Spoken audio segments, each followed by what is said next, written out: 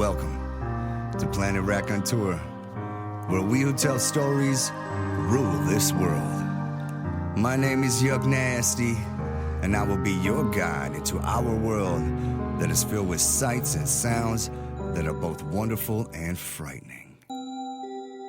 Our first story of the night is about what happens when a myth becomes a terrifying reality. Here is The Minotaur's Labyrinth by Will Shadbolt.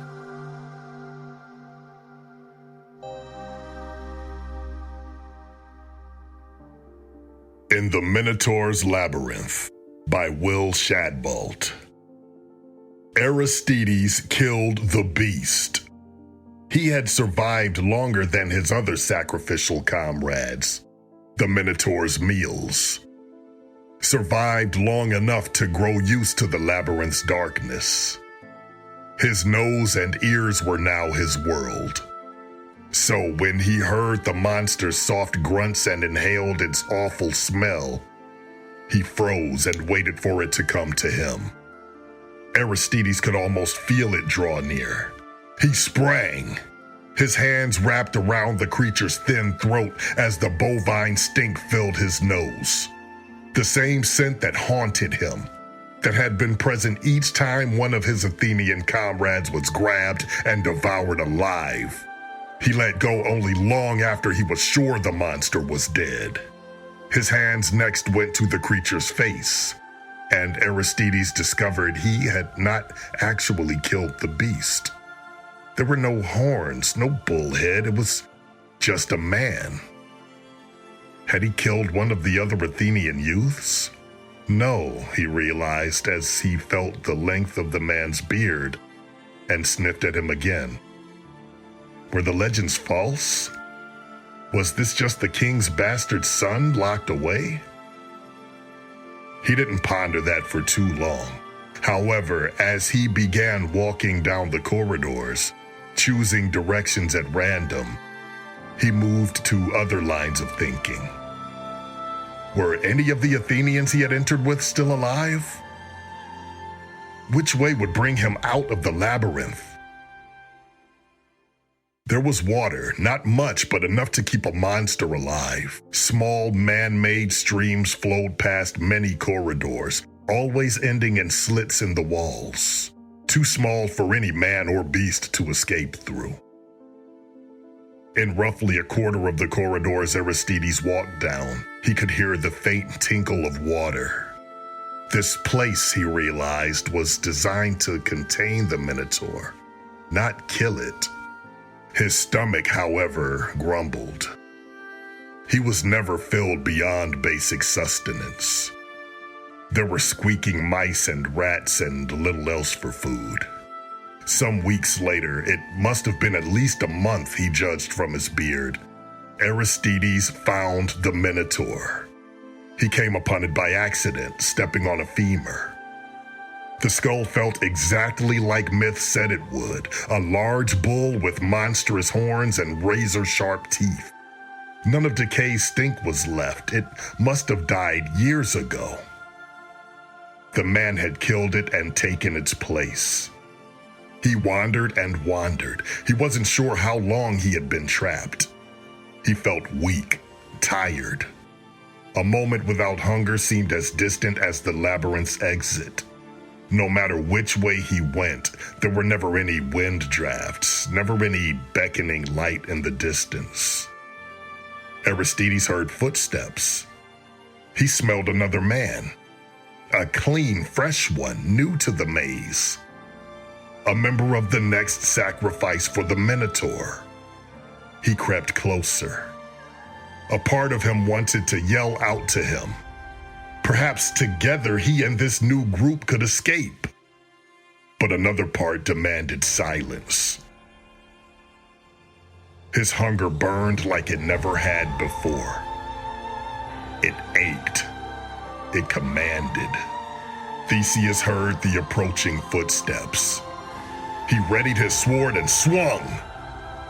The Minotaur fell more easily than the myths had led him to expect. A simple slash and it collapsed. croaking out a few final moans. He knelt down and felt for the bullhead. I wonder, he said to himself, were the legends false? Did the king just keep a bastard son imprisoned down here? The end. How would you feel if you knew when and how you were going to die? Not only yourself, but everyone else as well. Our next story of the night tells us about a man who knew these things.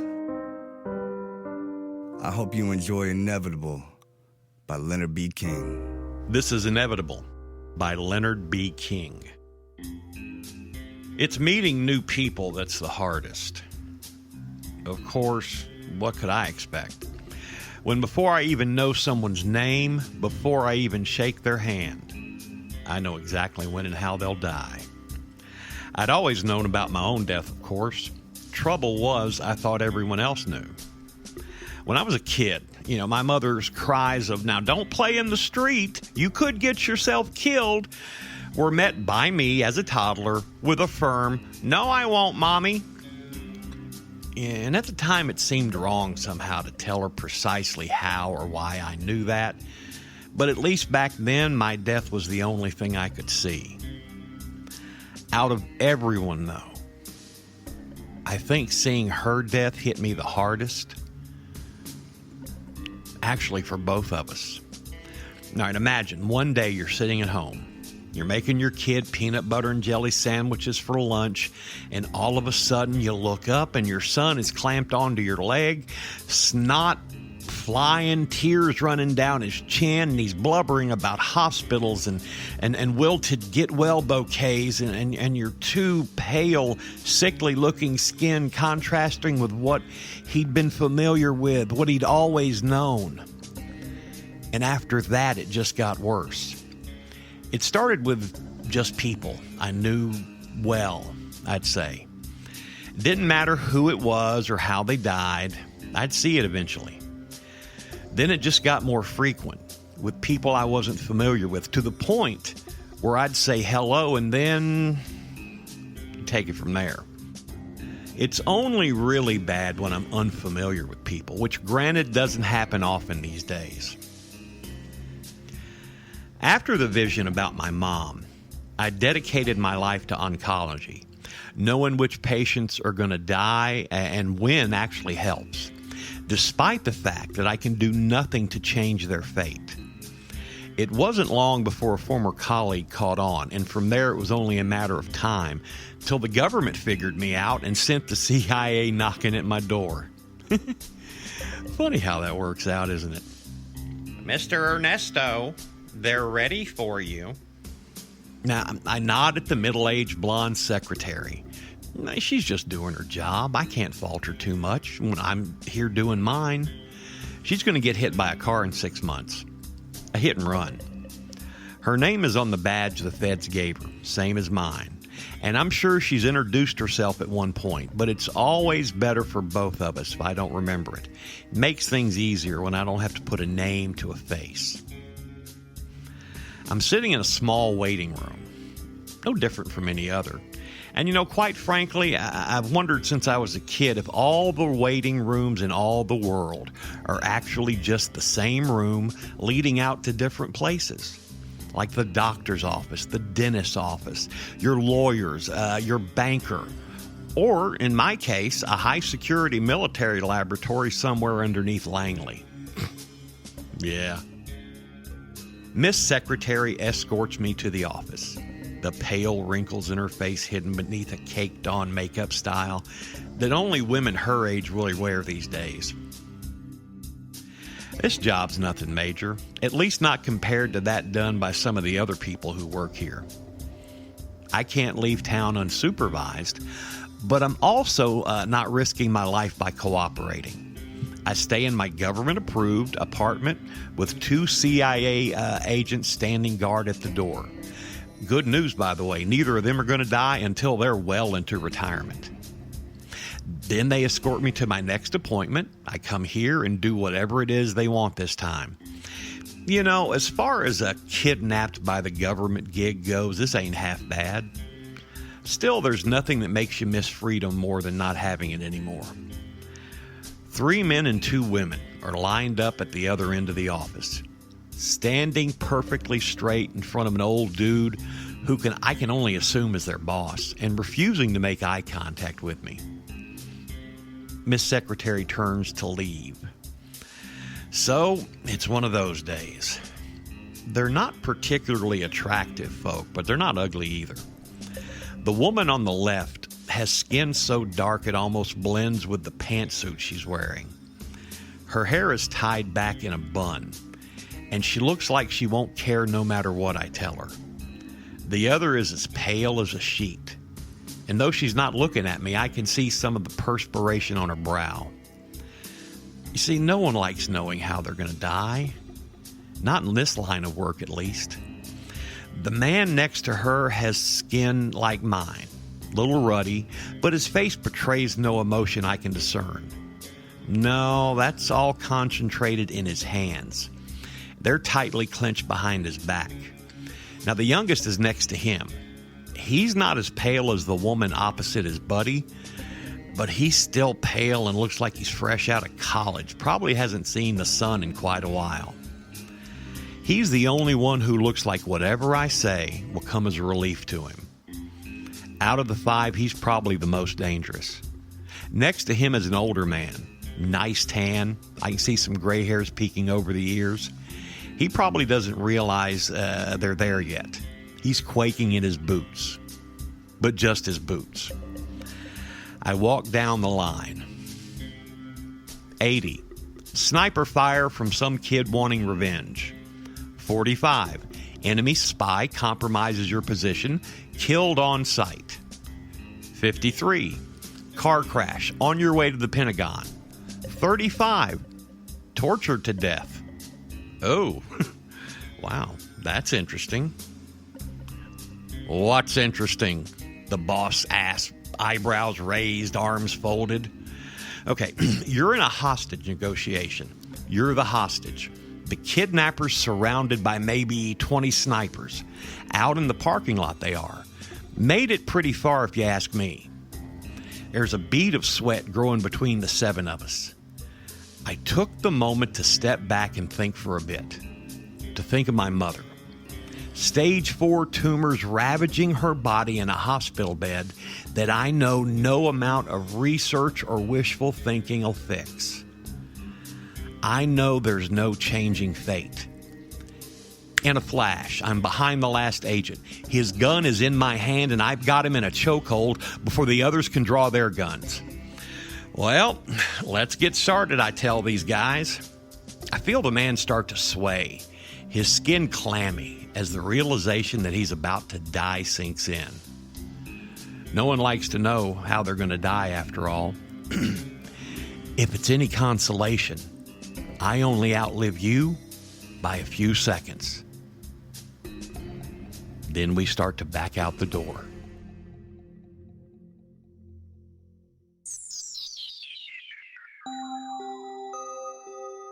Our final story tonight is called Alpha and Omega, a co-creative tale of collaborative reality by Joshua Ramey-Renk.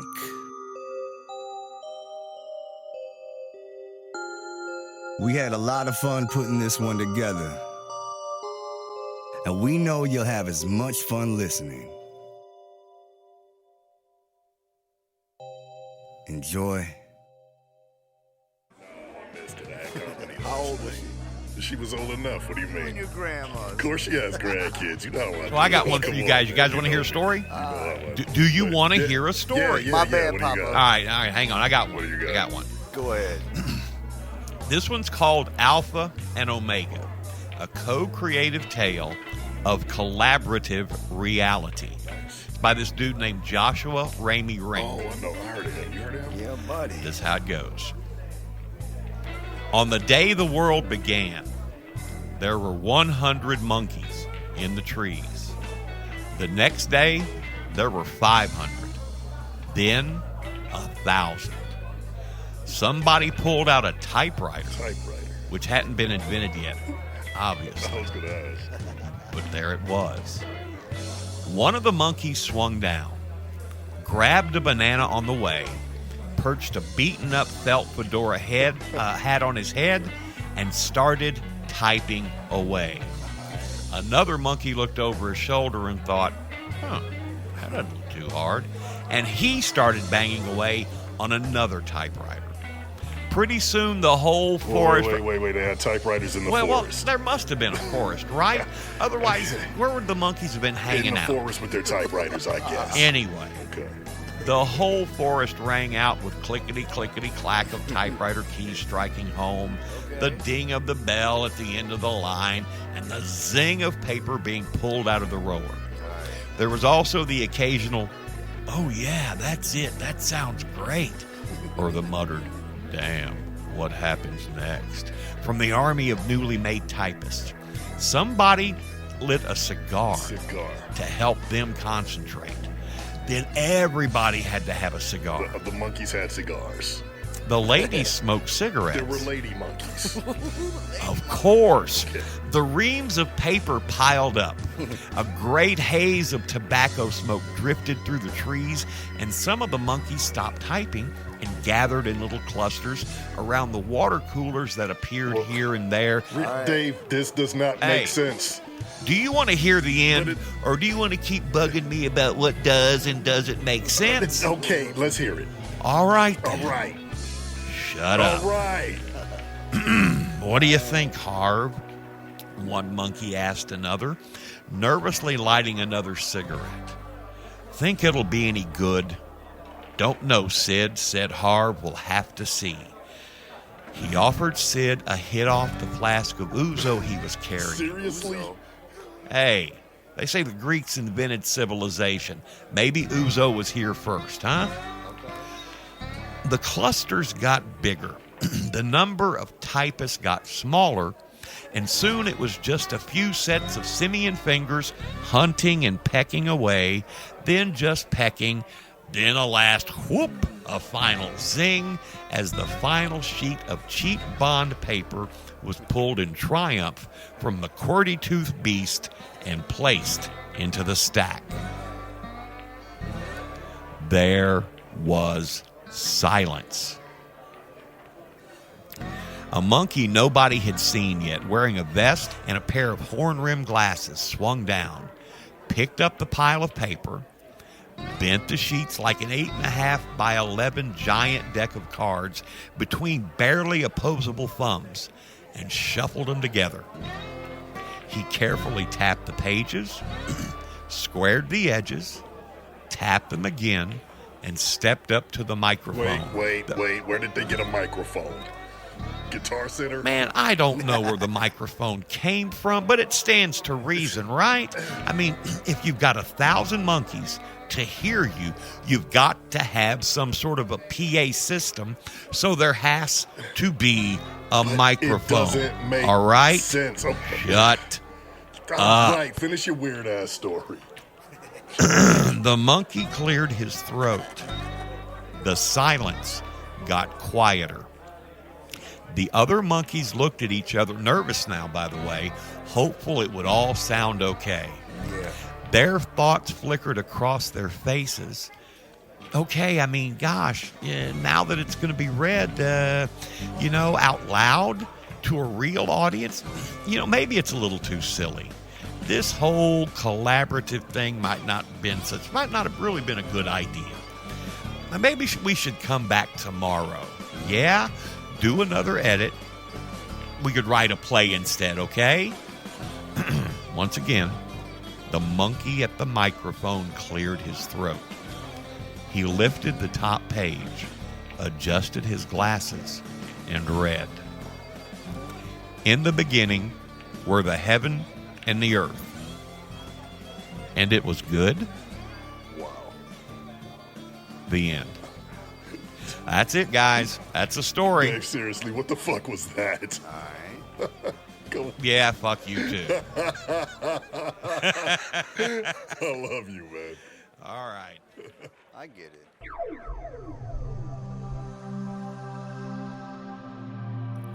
Well, there you go. Another trip to Planet Raconteur.